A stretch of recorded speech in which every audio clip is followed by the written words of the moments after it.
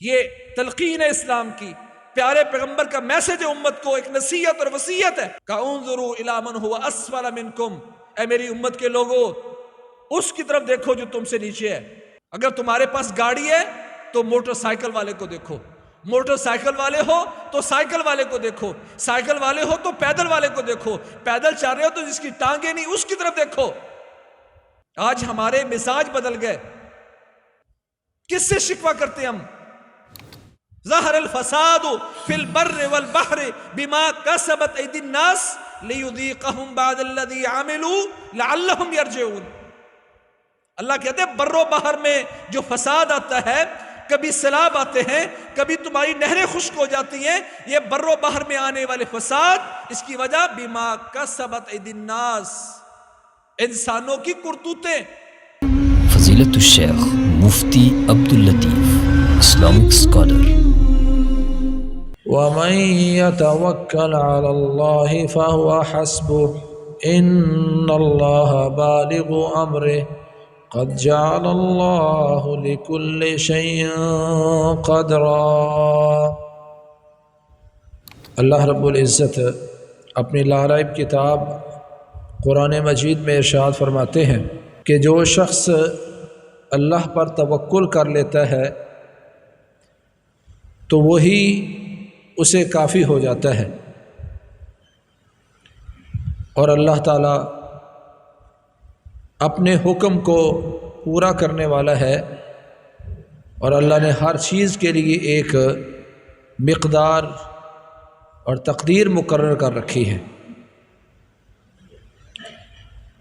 ملک پاکستان کے حالات بہت عجیب ہو رہے ہیں، گھروں میں، محلوں میں، علاقوں میں افراتفری کا سماں ہے، پریشانیاں دن بدن بڑھتی جا رہی ہیں، ہر بندہ پریشانی پہ تو غور کر رہا ہے، پریشانی کے اسباب پر کوئی غور نہیں کر رہا۔ جس طرح کہ میں نے سابقہ خطبے میں گزارش کی تھی کہ ہر بندہ اپنا عمل دیکھے کہ اس کا عمل کیا ہے۔ وَلَمْ يَنْقُصُوا الْمِكْيَالَ وَالْمِيزَانَ إِلَّا أُخِذُوا بِالسِّنِينِ وَشِدَّةِ الْمَؤُونَةِ وَجَوْرِ السُّلْطَانِ عَلَيْهِمْ۔ رسول اللہ صلی اللہ علیہ وسلم نے ارشاد فرمایا، جب لوگ ناپ تول میں کمی کریں گے، ملاوٹیں کریں گے، وزن پورا نہیں دیں گے، ناپ تول میں کمی کریں گے، وزن میں تولی جانے والی ساری چیزیں شامل ہیں اور کیل میں پیمانے والی ساری چیزیں شامل ہیں۔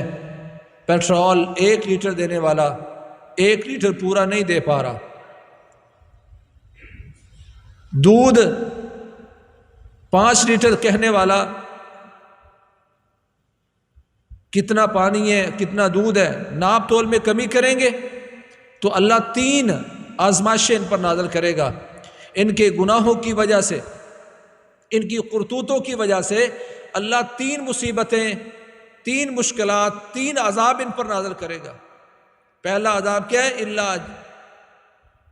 الا اخذوا بالسنین، پہلا کام، مصیبت، مشکل جو ان پر آئے گی، الا اخذوا بالسنین، کہ یہ قحط سالی کی لپیٹ میں آ جائیں گے، قحط سالی ان پر ہوگی، پیسہ ڈی ویلیو ہو جائے گا، چیزوں کی قیمت نہیں رہے گی، قحط سالی کی لپیٹ میں آئیں گے، جو کہ اس وقت ہم آ چکے ہیں۔ دوسرا ہوا شدت المعونہ، دوسرا عذاب ان پر آئے گا شدت المعونہ۔ شدت اردو میں استعمال ہوتا ہے اور معونہ کا معنی ہے اخراجات، اخراجات کی سختی، شدت، اور موجودہ جدید عربی میں اس کا ترجمہ کیا جاتا ہے مہنگائی عام ہو جائے گی، اخراجات کی سختی ان پر ہوگی۔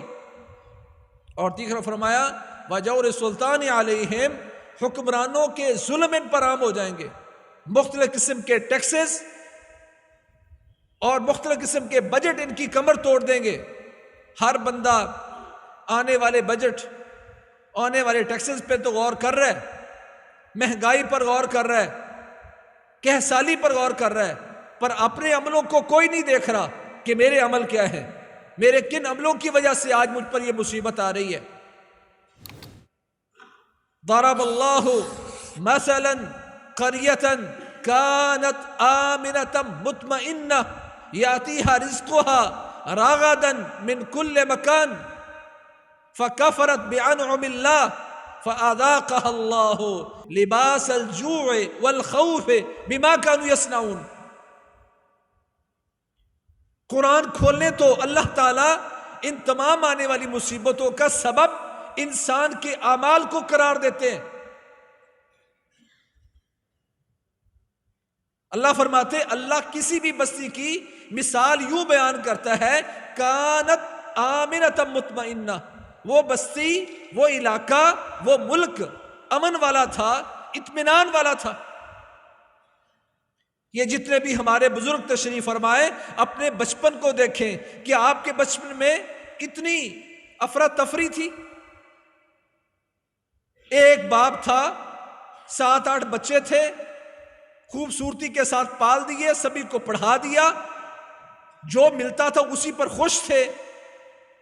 کانت آمنۃ مطمئنہ، امن بھی تھا، اطمینان بھی تھا. یاتیہا رزقہا رغدا من کل مکان، چاروں طرف سے کھلا رزق ملتا تھا. تھوڑے رزق میں اللہ نے برکت ڈالی تھی، وہی ان کے لیے کھلا تھا. ضروریات محدود تھی، اخراجات کنٹرول تھے، کھلا رزق تھا.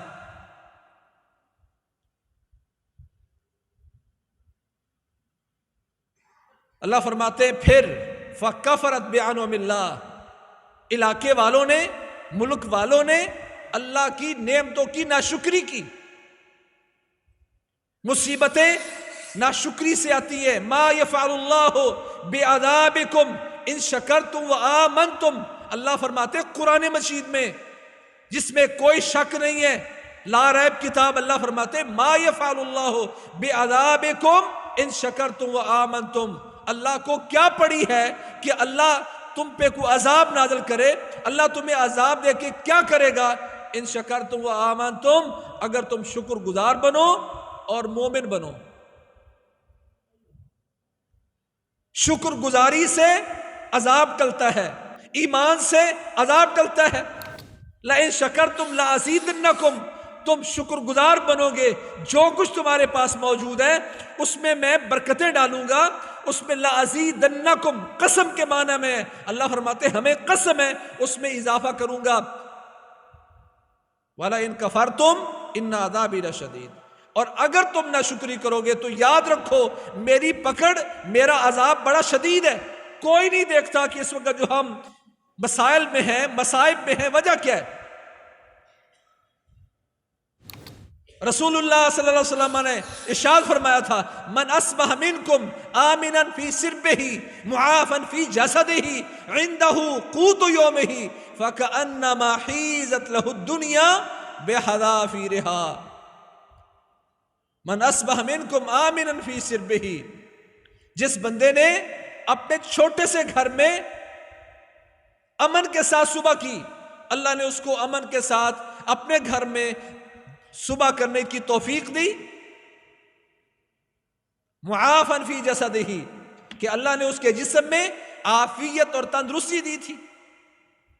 اپنے گھر میں صبح کی، جسم میں عافیت. تیسری بات کیا فرمائی؟ عندہ قوت یومہ، اس کے پاس 5 10 20 سال کا سرمایہ نہیں، عندہ قوت یومہ، اس کے پاس اس دن کا رزق، اس دن کی خوراک، شام تک کی خوراک جس کے گھر میں موجود ہے. فَكَأَنَّمَا حِيزَتْ لَهُ الدُّنْيَا بِحَذَافِيرِهَا، یہ وہ انسان ہے کہ اللہ نے ساری دنیا اکٹھی کر کے اس بندے کی جھولی میں ڈال دی.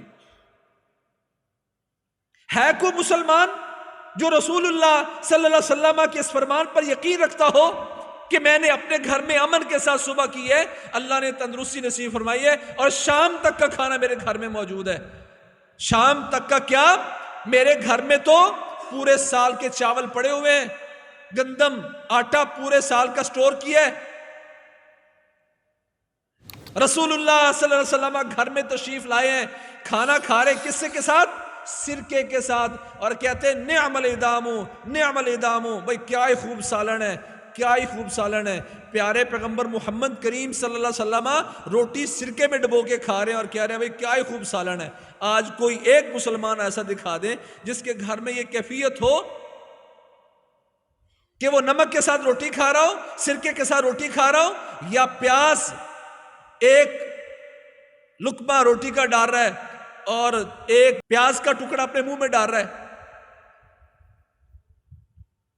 ہمارے اسلاف کی کیفیت تو یہ تھی۔ عبد الرحمن بن عوف رضی اللہ تعالیٰ عنہ، ان کے سامنے کھانا رکھا گیا، صحیح البخاری کی روایت ہے، وہ کیا تھے؟ صائم تھے، روزے دار تھے۔ روزے کی افطاری کے لیے ایک دو کھانے سامنے رکھ دیے، رونے لگ گئے۔ روزہ افطار کیا، روتے روتے کھانا چھوڑ کے چلے گئے۔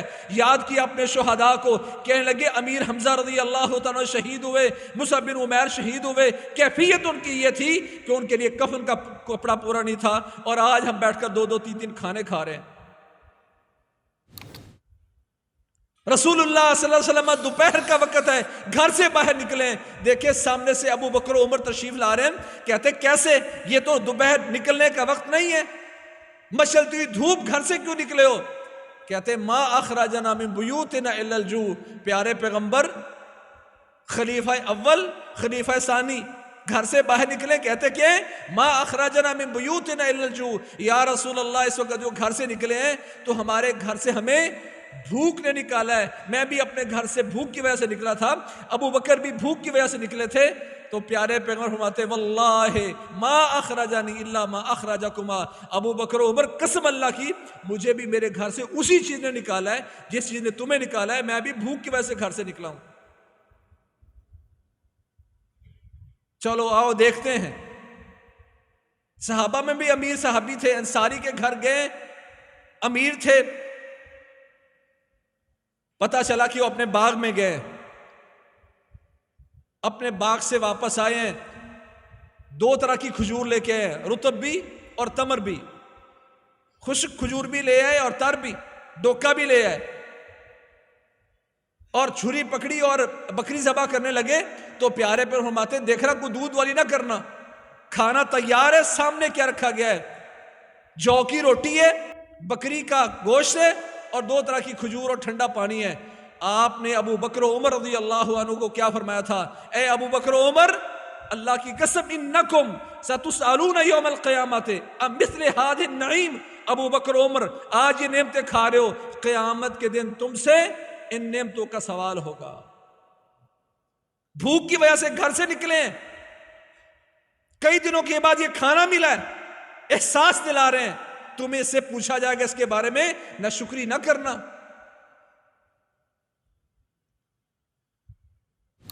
اس لیے فرمایا الطاعم الشاکر کالصائم، اللہ کے نبی فرماتے ہیں جو کھانا کھا کے اللہ کا شکر ادا کرتا ہے، جیسا ملا شکر ادا کرتا ہے، اللہ کریم کے ہاں وہ انسان کالصائم ایسے ہے جس طرح کہ یہ روزے دار ہو، اللہ اس کو اتنا اجر دیتے ہیں جس طرح روزے دار کو اجر دیتے ہیں۔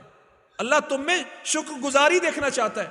ما یفعل اللہ بعذابکم ان شکرتم وآمنتم، اللہ کو کیا پڑی ہے اللہ تمہیں عذاب میں مبتلا کرے اگر تم شکر گزار ہو اور ایمان والے ہو۔ کیا ہم شکر گزار ہیں؟ انظروا الى من هو اسفل منکم ولا تنظروا الى من هو فوقکم فهو اجدر الا تزدروا نعمت اللہ علیکم۔ یہ تلقین اسلام کی، پیارے پیغمبر کا میسج امت کو، ایک نصیحت اور وصیت ہے کہ انظروا الى من هو اسفل منکم، اے میری امت کے لوگوں اس کی طرف دیکھو جو تم سے نیچے ہے۔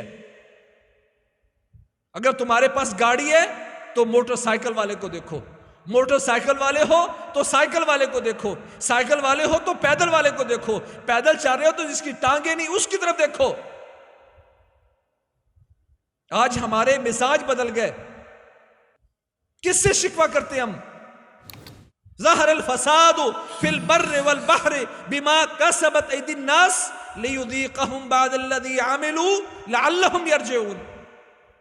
اللہ کہتے ہیں بر و بحر میں جو فساد آتا ہے، کبھی سیلاب آتے ہیں، کبھی تمہاری نہریں خشک ہو جاتی ہیں، یہ بر و بحر میں آنے والے فساد اس کی وجہ بما کسبت ایدی الناس، انسانوں کی کرتوتیں، انسانوں کی بدعمالیاں اس کے پیچھے ہیں۔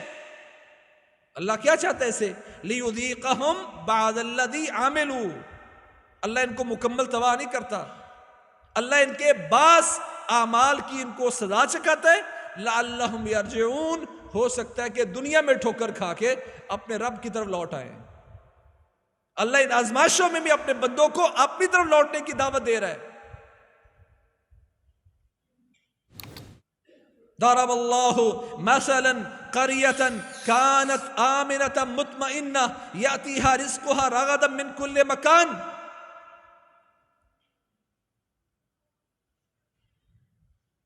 ہم میں سے کوئی ایک شخص کہے کہ میری زندگی میرے آباء و اجداد سے کم تر ہے۔ رسول اللہ صلی اللہ علیہ وسلم نے جو تہذیب سکھائی تھی امت کو، جو تربیت کی تھی، اس تربیت میں کہتا یا رسول اللہ اگر آپ شادی نہیں کرنا چاہتے تو اس عورت سے میری شادی کروا دیں۔ کہا ٹھیک ہے، التمس ولو خاتم من حدید، جاؤ میں تمہاری شادی کروں گا، حق مار میں دینے کے لیے بے شک لوہے کی ایک انگوٹھی لے آؤ۔ سارا مدینہ گھوم کے وہ صحابی آ گئے، پورے مدینے میں حق مار میں دینے کے لیے اس کو لوہے کی ایک انگوٹھی نہیں ملی۔ میرا دعویٰ ہے پورے پاکستان میں ایک بندہ دکھا دو جو ایسا ہے جس کو یہ کہا جائے کہ تیری شادی کرتے ہیں، حق مار میں لوہے کی ایک انگوٹھی لے آ، اور اس کو انگوٹھی نہ ملے۔ انہوں نے اس دور میں بھی اپنا ایمان قابو رکھا۔ نجا اول هذه الامه بالزہد والیقین ویہلک آخرها بالبخل والعمل۔ یہ پیارے پیغمبر محمد کریم صلی اللہ علیہ وسلم کا فرمان ہے، نجا اول هذه الامه بالزہد والیقین، اس امت کے پہلے لوگ صحابہ کرام نجات پا گئے، کامیاب ہو گئے۔ کیسے کامیاب ہو گئے؟ بالزہد والیقین، زہد کی وجہ سے، دنیا سے بے رغبتی کرنے کی وجہ سے۔ دنیا سے بے رغبتی کا معنی کیا ہے؟ یہ نہیں ہے کہ دنیا چھوڑ کر جنگلوں میں نکل جاؤ، اس کا معنی یہ ہے ان کو یقین تھا کہ جو دنیا میں ہے یہ عارضی ہے اور اللہ کے پاس رہنے والی وہ چیز ہمیشہ ہے۔ اس یقین نے، جب یہ یقین ہو کہ دنیا کا مال دنیا میں رہ جانا ہے اور میرے ساتھ میرے اعمال جانے ہیں، تو انسان پھر عارضی چیز کی بجائے جو چیز مستقل ہوتی ہے اس پر توجہ دیتا ہے، اور نہیں ہے ہمارے پاس آج۔ اس امت کے پہلے لوگ کامیاب ہو گئے بالزہد والیقین، زہد کی وجہ سے، دنیا سے بے رغبتی کرنے کی وجہ سے، والیقین، اور یقین کی وجہ سے۔ ان کو کتاب و سنت پر یقین تھا۔ ہمارے ذمے محنت کرنا ہے، باقی جو مقدر میں اللہ نے لکھ دیا وہ ہر صورت میں مل کے رہے گا، یہ یقین تھا۔ جب میں کچھ نہیں کر پا رہا تھا، ماں کے پیٹ میں تھا، اللہ نے اس وقت اگر مجھے بھوکا نہیں مارا تو دنیا میں اللہ نے مجھے صلاحیت دے کر، ہاتھ پاؤں دے کر کمانے کی توفیق دی، تو اب بھوکا مارے گا؟ وَكَأَيٍّ مِّن دَابَّةٍ لَا تَحْمِلُ رِزْقَهَا اللَّهُ يَرْزُقُهَا وَإِيَّاكُمْ۔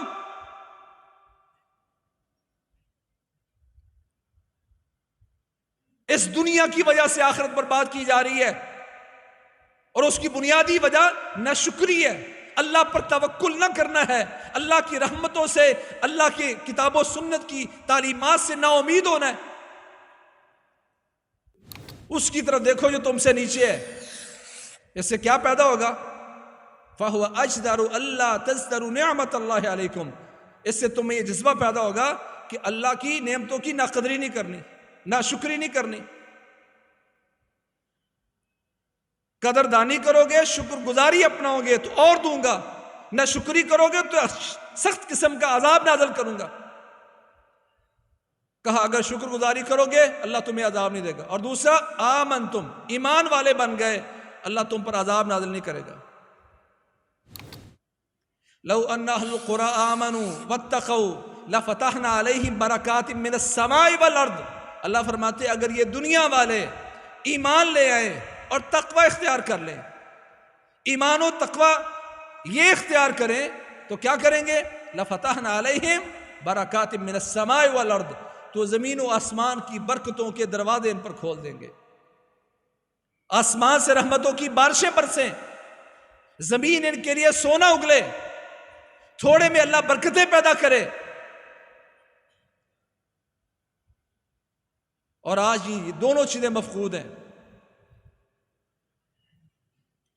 نہ تقدیر پر ایمان رہا، نہ اللہ پر پورا توکل۔ اللہ کے نبی محمد کریم صلی اللہ علیہ وسلم نے ارشاد فرمایا لو انکم تتوکلون علی اللہ حق توکلہ لرزقکم کما یرزق الطیر تغدو خماسا وتروح بطانا۔ اگر تم اللہ پر توکل کر لو جس طرح توکل کرنے کا حق ہے۔ توکل کا معنی کیا ہوتا ہے؟ اپنی محنت پوری، اسباب پورے، اور اس کا نتیجہ اللہ کے سپرد۔ توکل کا یہ معنی نہیں ہے کہ بندہ کچھ بھی نہ کرے اور کہ جو مقدر میں ملے گا، نہیں، یہ توکل کے منافی ہے۔ صحابی نے آ کے پوچھا یا رسول اللہ میرا اونٹ ہے، اس کو باندھ کے اللہ پر توکل کروں یا کھول کر؟ کہا اعقلھا ثم توکل اللہ، پہلے اونٹ کا گھٹنا باندھ اور اس کا نتیجہ پھر اللہ کے سپرد کر دے۔ پہلے اسباب پورے کرو، اس کے بعد اس کا نتیجہ اللہ کے سپرد کر دو۔ کہ اگر اللہ پر توکل کرو جس طرح توکل کرنے کا حق ہے، لا رازقکم کما یرزق الطیر، تو اللہ تمہیں ویسے رزق نصیب فرمائے جس طرح کے پرندوں کو رزق نصیب فرماتا ہے۔ تغدو خماسا وتروح بطانا، صبح خالی پیٹ نکلتے ہیں اور شام کو آتے تو پوٹا بھرا ہوتا ہے۔ کیا معنی ہے اس حدیث کا؟ کیا پرندوں کی فیکٹریاں ہیں، دکانیں ہیں، کارخانے ہیں، زمینیں ہیں؟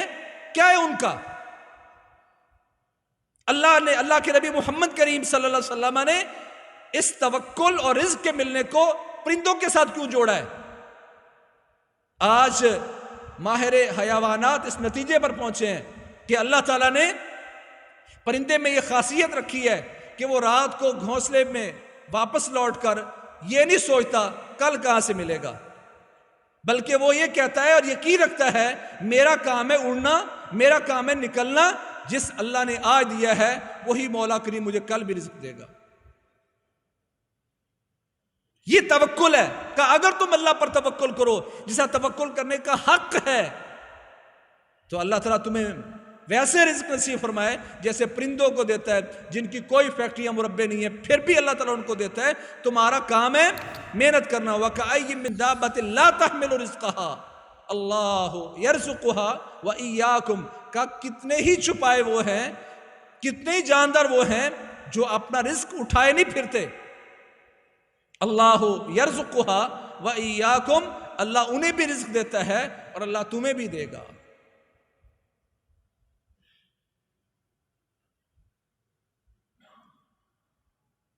یہ آوارہ کتے یہ اپنا رزق اٹھائے پھرتے ہیں، کہاں سے ملتا ہے ان کو؟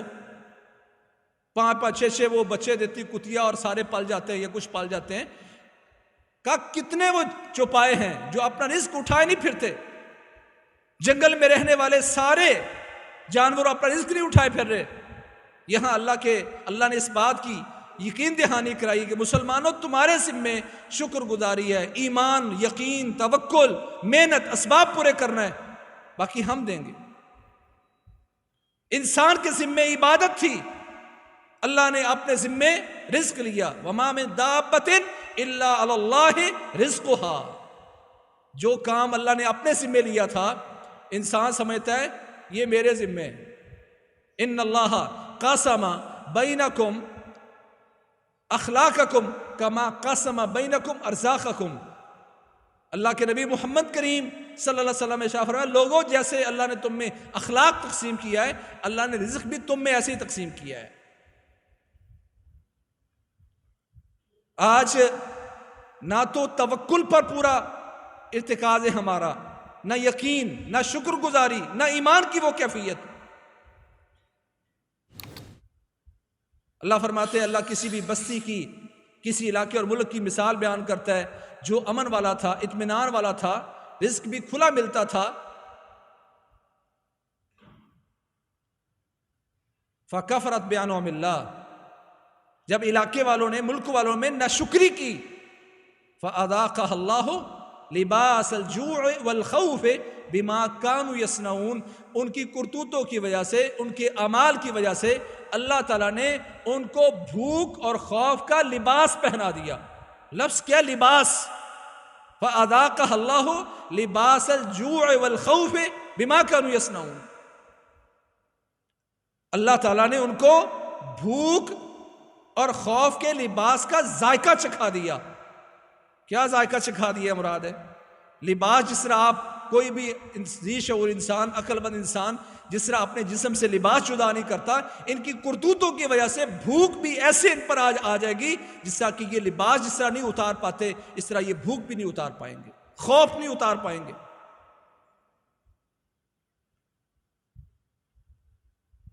محترم ساتھیوں، بھائیوں، بزرگوں، یہ بنیادی سی بات اللہ نے بتا دی ہے. ما یفعل اللہ بعذابکم ان شکرتم وآمنتم. اللہ تعالیٰ کو کیا پڑی کہ اللہ تمہیں عذاب میں مبتلا کرے اگر تم شکر گزار بن جاؤ اور ایماندار بن جاؤ. ایماندار بنو گے، شکر گزاری کرو گے، تم پر کوئی عذاب نہیں آئے گا. اور آج یہی وہ اسباب اور طریقے ہیں ان مصیبتوں سے اور چیزوں سے بچنے کے. کیا کیا اسباب ہو سکتے ہیں مصیبتوں میں عذاب آنے کی؟ یہ مہنگائی اور یہ ساری کیا کیا اسباب ہو سکتے ہیں، وہ اسباب بھی انشاءاللہ مسلسل ذکر کریں گے.